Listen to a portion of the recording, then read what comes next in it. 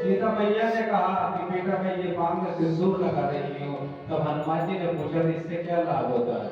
तो सीता मैया ने कहा कि इससे प्रभु जीतते हैं। और अगले दिन हनुमान जी को सूत्र मिल गया और राम जी के दरबार में पूरे शरीर पर सिंदूर लगाकर पहुंच गए।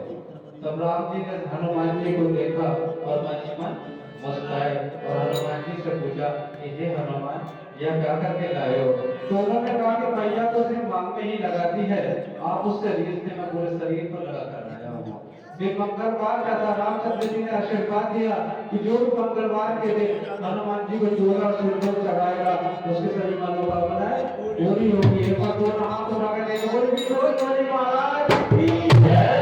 तुमको वीर शिरोमणि कहलाए, तुम भरत शिरोमणि कहलाए।